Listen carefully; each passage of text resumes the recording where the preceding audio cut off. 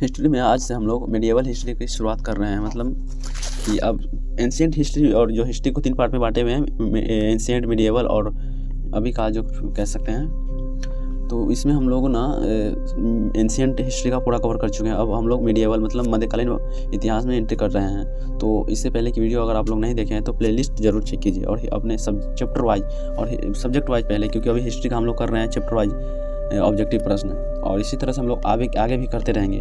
तो अगर आप लोगों को भी ये पसंद आ रहा है तो जुड़ जाइए और कमेंट में बताइए कि आपको किस एग्ज़ाम की तैयारी कर रहे हैं। हम उसके प्रीवियस ईयर के क्वेश्चन लाने का प्रयास करेंगे। ठीक है, हम लोग बिना समय गवाए शुरू करते हैं पहले प्रश्न से। तो यह है, राजपूत शब्द का शाब्दिक अर्थ क्या होता है? तो इसका अर्थ होता है राजा का पुत्र। राजा का पुत्र, राजपूत मतलब राजा का पुत्र। इसके बाद है, राजपूतों का प्रमुख उदय किस काल में हुआ? तो ये है उत्तर गुप्त काल। उत्तर गुप्त काल मतलब गुप्तों के टाइम पे ये हुआ था, ब्राह्मण साम्राज्य और राजपूत। इसके बाद अग्निकुल वंश की उत्पत्ति कहाँ से मानी जाती है? अग्निकुल वंश की उत्पत्ति तो ये है माउंट आबू राजस्थान। माउंट आबू राजस्थान में है अग्निकुल वंश। मतलब माउंट आबू पे एक पर्वत है, वहीं पे माउंट आबू में से क्या बोलते हैं उसका, अग्निकुंड से राजा का उदय हुआ था। इसके बारे में हिस्ट्री में पढ़ाया जाता है। इसके बाद अग्निकुल वंशों में कौन शामिल नहीं है? तो ये है गहलोत। ये उसमें परमार, चौहान और सोलंकी वंश तीनों वंश का उदय हुआ था अग्निकुंड से। ये राजपूत माने जाते हैं और ये गहलोत वंश का चर्चा नहीं है उसमें। इसके बाद प्रतिहार वंश की स्थापना किसने की थी? प्रतिहार वंश की स्थापना की थी नागभट्ट प्रथम। प्रतिहार वंश की स्थापना की थी नागभट्ट प्रथम। इसके बाद चालुक्य वंश का प्रमुख शासक कौन था? चालुक्य वंश का प्रमुख शासक कौन था? तो यह है पुलकेशिन द्वितीय। ये सबसे प्रतापी शासक था, मतलब सबसे वीर, अपने साम्राज्य को विस्तार करने वाला और अच्छे से शासन करने वाला। इसके बाद त्रिपक्षीय संघर्ष किनके बीच हुआ था? तो यह है पाल, प्रतिहार और राष्ट्रकूट। पाल, प्रतिहार और राष्ट्रकूट के बीच त्रिपक्षीय संघर्ष लगभग 100 वर्षों तक चला था। 100 साल तक इन लोगों ने आपस में लड़ाई किया था, इनके वंशजों ने। इसके बाद पृथ्वीराज चौहान ने किस मुस्लिम शासक को तराइन के प्रथम युद्ध में हराया? पृथ्वीराज चौहान ने किस मुस्लिम शासक को तराइन के प्रथम युद्ध में हराया? तो यह है मोहम्मद गौरी। मोहम्मद गौरी को पृथ्वीराज चौहान ने तराइन के प्रथम युद्ध में हराया। इसके बाद है, तराइन का द्वितीय युद्ध कब हुआ था? तराइन का द्वितीय युद्ध हुआ था 1192 में। तराइन का द्वितीय युद्ध हुआ था 1192 में। तराइन का द्वितीय युद्ध हुआ था 1192 में। इसके बाद चित्तौड़ की रानी पद्मिनी किस वंश से संबंधित थी? चित्तौड़ की रानी पद्मिनी किस वंश से संबंधित थी? तो यह है सिसोदिया वंश। सिसोदिया वंश। चित्तौड़ की रानी पद्मिनी किस वंश से संबंधित? तो यह है सिसोदिया वंश।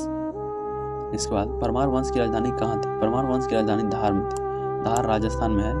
परमार वंश की राजधानी कहाँ थी? तो धार। इसके बाद भोजराज किस वंश के शासक थे? तो भोजराज परमार वंश के प्रतापी शासकों में गिना जाता है। भोजराज का नाम परमार वंश के शासक थे। इसके बाद सोलंकी वंश का प्रमुख शासक कौन था? तो ये है भीमदेव। सोलंकी वंश का प्रमुख शासक था भीमदेव। सोलंकी वंश का प्रमुख शासक था भीमदेव। इसके बाद चौहान वंश की राजधानी क्या थी? चौहान वंश की राजधानी थी अजमेर। चौहान वंश की राजधानी थी अजमेर। उसके बाद राजपूतों की उत्पत्ति को लेकर कौन सा सिद्धांत प्रसिद्ध है? तो यह है अग्निकुल सिद्धांत। अग्नि के कुंड से राजपूतों का उदय हुआ था माउंट आबू पर्वत पे। इसके बाद किस राजपूत वंश ने सबसे पहले मुस्लिम आक्रमणकारियों का सामना किया? तो यह है प्रतिहार। प्रतिहारों ने सबसे पहले मुस्लिम आक्रमणकारियों को, मतलब आते हैं उनको बहुत मारा था। पहले ही आया तो ये लोग उनका सामना किया और उन्हें भगा दिया मार के। इसके बाद मिहिर भोज किस वंश से संबंधित थे? तो यह है प्रतिहार। मिहिर भोज प्रतिहार वंश के सबसे प्रतापी शासक था। इसके बाद पृथ्वीराज रासो किसने लिखी थी? किसने लिखा? पृथ्वीराज रासो किसने लिखा? तो यह है चंद्रबधाई। पृथ्वीराज रासो किसने लिखा? तो यह है चंद्रबधाई। पृथ्वीराज रासो किसने लिखा? तो यह है चंद्रबधाई। इसके बाद राजपूतों की प्रमुख विशेषता क्या थी? राजपूतों की प्रमुख विशेषता क्या थी? तो यह है युद्ध कौशल। राजपूत युद्ध कौशल में बड़े वीर थे। उसके बाद किस युद्ध में पृथ्वीराज चौहान की हार हुई? तो यह है तराइन का द्वितीय युद्ध।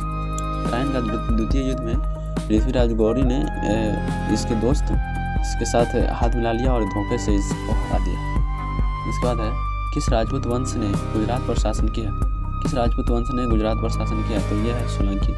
सोलंकी ने गुजरात पर शासन किया था। इसके बाद राजतरंगिणी ग्रंथ किसने लिखा? तो यह है कल्हण। राजतरंगिणी ग्रंथ किसने लिखा? तो यह है कल्हण। राजतरंगिणी ग्रंथ किसने लिखा? तो यह है कल्हण।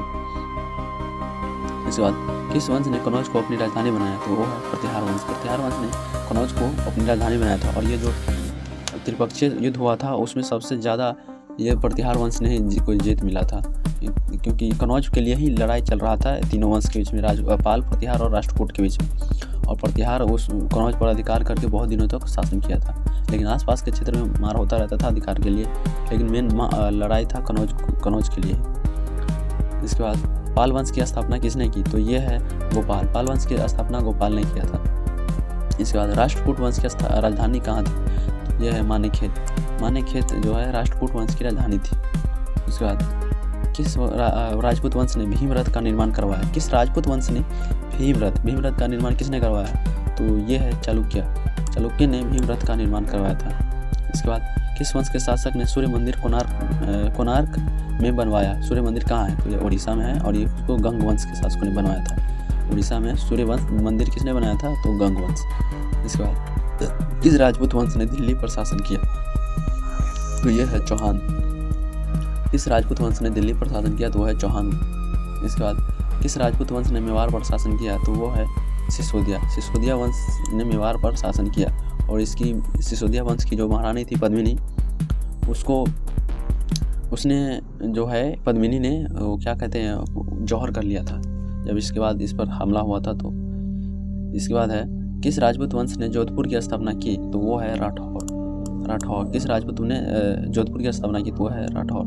इसके बाद किस राजपूत वंश ने बीकानेर की स्थापना की? तो वो है राठौर ने राजस्थान में कई शहर की स्थापना किया।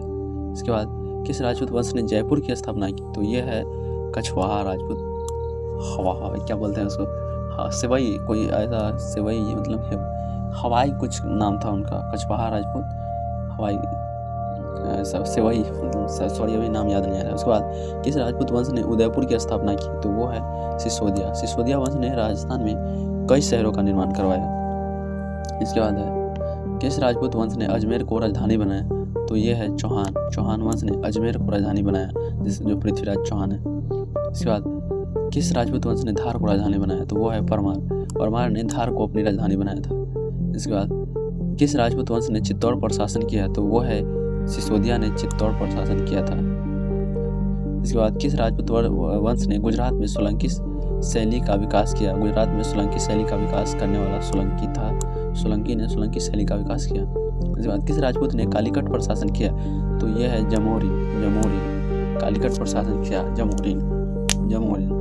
इसके बाद है किस राजपूत वंश ने कुंभलगढ़ दुर्ग का निर्माण कराया? तो यह है सिसोदिया। कुंभलगढ़ दुर्ग का निर्माण सिसोदिया वंश के राजाओं ने, राठौर लोगों ने किया था। इसके बाद है किस राजपूत वंश ने रणथंभौर पर शासन किया? तो वह है चौहान ने राजपूत वंश के रणथंभौर, ये भी राजस्थान में है। इसके बाद किस राजपूत वंश ने जैसलमेर की स्थापना की? तो वो है भाटी। किस राजपूत वंश ने जैसलमेर की स्थापना की? तो है भाटी वंश। इसके बाद किस राजपूत वंश ने बूंदी पर शासन किया? तो यह है ये मतलब हारा। किस राजपूत वंश ने बूंदी पर शासन किया? तो वह है हारा वंश। इसके बाद किस राजपूत वंश ने कोटा की स्थापना की? तो वो है हारा। कोटा की स्थापना किसने की? वो है हारा। इसके बाद किस राजपूत ने अलवर पर शासन किया? तो वो है नाहर। किस राजपूत वंश ने अलवर पर शासन किया? तो वह है नाहर। इसके बाद किस राजपूत वंश ने धौलपुर पर शासन किया? तो वो है जाट। किस राजपूत वंश ने धौलपुर पर शासन किया? तो वो है जाट। इसके बाद किस राजपूत वंश ने भरतपुर की स्थापना की? तो वो है भरतपुर की स्थापना करने वाला जाट। भरतपुर की स्थापना किसने की? तो है जाट। इसके बाद किस राजपूत ने ग्वालियर पर शासन किया? तो वो है तोमर ने ग्वालियर पर शासन किया था। इसके बाद किस राजपूत वंश ने दिल्ली में लाल कोट का निर्माण कराया? तो वह है चौहान वंश के शासकों ने दिल्ली में लाल कोट का निर्माण कराया था। इसके बाद किस राजपूत वंश ने कनौज को सांस्कृतिक केंद्र बनाया था? तो वो है प्रतिहार वंश सबसे अधिक त्रिपक्षीय युद्ध में सबसे अधिक विजय प्राप्त किया था। इसके बाद किस राजपूत वंश ने राजपुताना को गौरवशाली बनाया? तो वो है सभी वंशों ने, सोलंकी, चौहान, परमार, सभी वंशों ने, राजपूत के सभी वंशों ने राजपुताना को गौरवशाली बनाया, क्योंकि सभी वीर थे और लड़ाकू थे। मतलब सभी के वैसा भी सैनिक माने जाते थे, वो सभी सैनिक बनते थे युद्ध के टाइम पे। वहाँ का हर राजपूत अपने आप को सैनिक मानता था। तो इसी तरह हम लोग ये चैप्टर भी कंप्लीट कर चुके हैं, और इसी तरह हम लोग चैप्टर वाइज कवर करेंगे ही। इसके अलावा इम्पोर्टेंट चीज़ों का हम लोग भी अलग से भी कवर करेंगे, और सारे एग्जाम का प्रीवियस ईयर सेट्स भी हम लोग यहाँ पे लाएंगे, तो इस आप चैनल को सब्सक्राइब कर लीजिए और प्लेलिस्ट ज़रूर चेक करें। हम आपसे रिक्वेस्ट करेंगे कि प्लेलिस्ट चेक कीजिए, आपको जो कमी दिखता है वो हमारे चैनल पे कमेंट कीजिए, हम उसको सुधारने का कोशिश करेंगे। तो फिर से मिलेंगे आपको अगले वीडियो में, तब तक के लिए बाय बाय, धन्यवाद।